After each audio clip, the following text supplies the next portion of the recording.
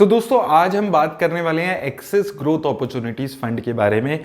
अब ये फंड जो है ये एक large and mid cap category का फंड है जिसने काफ़ी अच्छे रिटर्न आज से एक साल पहले तक ये फंड दे रहा था।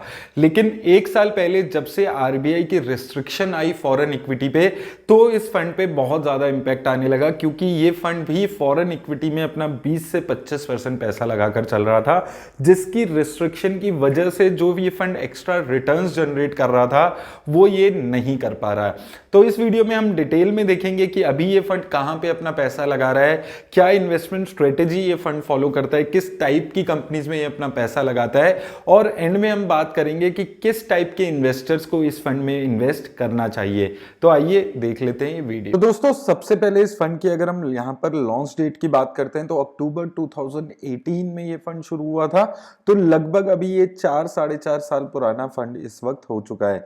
फंड मैनेजर्स की बात करें तो अच्छी बात क्या है कि same fund manager since Inception इस फंड के साथ यहां पर जुड़े हुए हैं। वहीं दोस्तों अगर हम बात करते हैं इसके फंड साइज की तो लगभग 8000 करोड़ के आसपास का इसका फंड साइज है।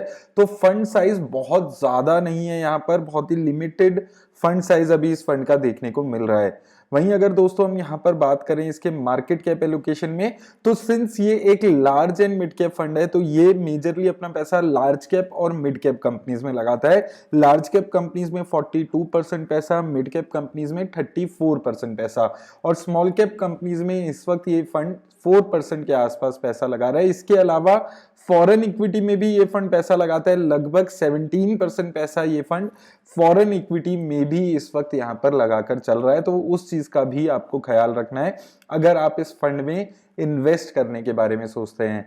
वहीं दोस्तों बात करें इसकी अगर एक्सपेंस रेशो की तो बहुत लिमिटेड एक्सपेंस रेशो है, काफी रीजनेबल मान सकते हैं। सिर्फ 0.55% के आसपास की एक्सपेंस रेशो ये फंड इस वक्त चार्ज करता है। तो एक्सपेंस रेशो के एंगल से बहुत ज्यादा चार्ज ये फंड अभी नहीं कर रहा है। वहीं दोस्तों बात करें अगर इसकी यहाँ पर रिस्क रेशियोज पे तो सबसे पहले आती है स्टैंडर्ड डेविएशन, जो किसी भी फंड की ये बताती है कि फंड कितना ज्यादा वॉलेटाइल है। तो स्टैंडर्ड डेविएशन सिर्फ 17.7 की है। कैटेगरी एवरेज अगर आप देखते हैं 19.75 है। तो कैटेगरी एवरेज के हिसाब से अगर हम देखते हैं तो बहुत ज्यादा वॉलेटिलिटी अभी इस फंड में नहीं देखने को मिल रही। हालांकि शार्प रेशो भी इस फंड का अच्छा नहीं नजर आता है। शार्प रेशो ये बताता है कि एक फंड कितना रिस्क एडजस्टेड रिटर्न दे रहा है, तो उस मामले में ये फंड थोड़ा सा खराब परफॉर्म करते हुए नजर आ रहा है।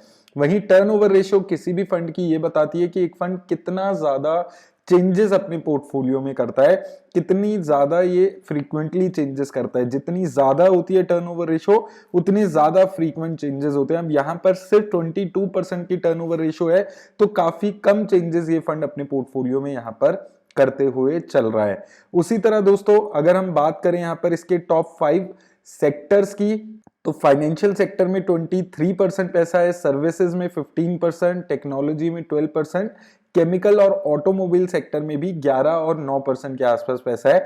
तो देखिए यहां पर एक चीज आपको समझनी है कि ये फंड जो है ये थोड़ा सा रिस्क लेकर चलता है। तो टेक्नोलॉजी और केमिकल सेक्टर में अभी रिटर्न्स नहीं देखने को मिल रही है, और ये फंड अच्छा खासा पैसा अभी इन दो पर्टिकुलर सेक्टर में लगाकर चल रहा है। तो हो सकता है कि और आने वाले 6 महीना बहुत पॉजिटिव रिटर्न्स आपको इस फंड से देखने को शायद ना मिले।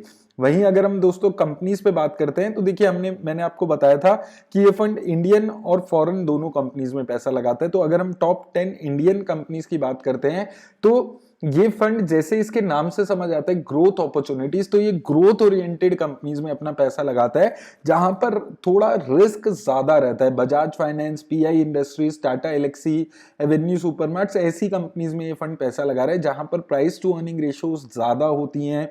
थोड़ा रिस्क ये कंपनीज में पैसा लगाने पे ज्यादा होता है, और ये कंपनी जब ग्रो करती है तो ग्रोथ भी इन कंपनीज की बाकी कंपनीज से, बाकी सेक्टर से ज्यादा रहती है। तो अभी इस फंड के साथ जो दिक्कत हो रही है कि ये जो कंपनीज हैं, जो ग्रोथ ओरिएंटेड कंपनीज हैं, सिंस स्लो डाउन आ गया है तो स्लो डाउन में जो ग्रोथ ओरिएंटेड कंपनीज हैं उनके ऊपर उनकी ग्रोथ पे बहुत ज्यादा इंपैक्ट आ रहा है। तो इसलिए ये फंड इस वक्त परफॉर्म नहीं कर पा रहा है। तो उस चीज को, उस रिस्क को भी आपको यहां पर समझकर चलना है अगर आप इस फंड में पैसा लगाने के बारे में सोचते हैं। तो अभी यहाँ पर ग्रोथ स्लो है तो इस फंड में परफॉर्मेंस नहीं देखने को मिल रही। हो सकता है अगर मार्केट की कंडीशन सुधरती है, इकोनॉमी की कंडीशन सुधरती है तो ये फंड बेटर रिटर्न्स देना शुरू कर सकता है। वहीं अगर हम फॉरेन इक्विटी की बात करते हैं तो यहां पर हम टॉप 5 कंपनीज की बात करें तो माइक्रोसॉफ्ट के अलावा एस्ट्राजेनेका, वीजा और गूगल जैसी कंपनीज में इसने थोड़ा थोड़ा पैसा लगाया हुआ है।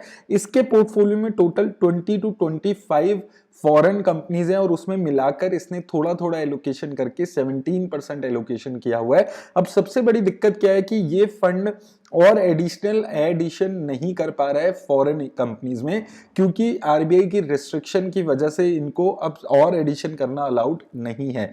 तो उस वजह से भी इस फंड की जो परफॉर्मेंस है उस पे इंपैक्ट इस वक्त आते हुए नजर आ रहा है। और अभी इस साल भी बहुत ज्यादा उम्मीद नहीं है कि वो जो रिस्ट्रिक्शन आरबीआई ने फॉरेन इक्विटी की इन्वेस्टमेंट पे लगाई है वो इस साल भी खुलेगी। तो उस चीज को भी आपको यहाँ पर ध्यान में रखिएगा। वहीं अगर हम रिटर्न्स की दोस्तों यहां पर बात करें तो एक साल में काफी खराब रिटर्न्स है, -1% की रिटर्न है। लेकिन अगर आप 2 साल, 3 साल और सिंस इंसेप्शन लगभग यानी कि 4.5 साल में इसकी रिटर्न्स देखते हैं तो काफी अच्छी रिटर्न्स दिखती है। सिंस इंसेप्शन इस फंड ने 19% की रिटर्न दी है। 10,000 रुपए आपके लगाए हुए इस फंड ने 21,000 रुपीज बना दिए हैं। 3 साल में 18% की रिटर्न है और 2 साल में भी 12% की रिटर्न है। तो ओवरऑल रिटर्न्स अभी भी इसकी अच्छी दिखती है सिंस इंसेप्शन 3 साल और 2 साल में। हालांकि 1 साल पिछला काफी खराब इस फंड के लिए रहा है जहां इस फंड ने -1% की रिटर्न दी है। एसआईपी इन्वेस्टमेंट पे बात करें तो यहां पर भी आपको वही चीज देखने को मिलेगी कि 3 साल में 15% की एसआईपी में इसने रिटर्न दी है, लेकिन 1 और 2 साल में एसआईपी में इसने कुछ खास रिटर्न्स नहीं दी है।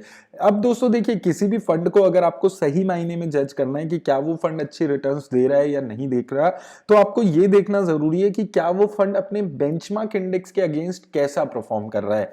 तो अगर हम बेंचमार्क इंडेक्स के अगेंस्ट इसकी परफॉर्मेंस यहां पर देखते हैं तो यहां पर आपको देखने को मिलेगा कि इस फंड ने 1 साल में हमने बात की थी -1% की रिटर्न दी है, लेकिन इसका जो बेंचमार्क इंडेक्स है उसने भी सिर्फ 4% की ही रिटर्न दी है। यानी कि 1 साल में स्टॉक मार्केट में ही ओवरऑल रिटर्न्स नहीं आई है। लेकिन 2 और 3 साल में अभी भी ये फंड अपने बेंचमार्क इंडेक्स जैसी रिटर्न्स दे पा रहा है। अभी भी ऐसा नहीं है कि ये अपने बेंचमार्क इंडेक्स को बीट ना कर पा रहा हो, अभी भी ये अपने बेंचमार्क इंडेक्स जैसी रिटर्न 2 और 3 साल में जनरेट करके दे पा रहा है। तो ये एक काफी पॉजिटिव बात है। और अब अगर आप इस फंड में इन्वेस्ट करने के बारे में सोचते हैं तो आपको एक चीज समझ के चलनी होगी कि ये फंड जो है ये हाई रिस्क लेने वाले इन्वेस्टर्स के लिए है, क्योंकि ये ग्रोथ अपॉर्चुनिटीज फंड है। यानी कि ये ग्रोथ की कंपनीज में ज्यादा अपना पैसा लगाता है, फॉरेन इक्विटी में भी पैसा लगाता है। तो अगर आप ज्यादा रिस्क लेने को तैयार हैं, ज्यादा वॉलेटिलिटी को झेलने को तैयार हैं, तो आप इस फंड में पैसा लगाइएगा। अभी भी ये फंड काफी अच्छा कंसिस्टेंट परफॉर्मेंस है, लेकिन अगर आप रिस्क नहीं लेना चाहते, आप ज्यादा रिस्क लेने वाले फंड में इन्वेस्ट नहीं करना चाहते, तो आप इस फंड को अवॉइड करने के बारे में सोचें। लेकिन याद रखिएगा, ये वीडियो किसी भी तरह की इन्वेस्टमेंट की एडवाइस नहीं है। उम्मीद करता हूं वीडियो से आपको हेल्प मिलेगी। धन्यवाद।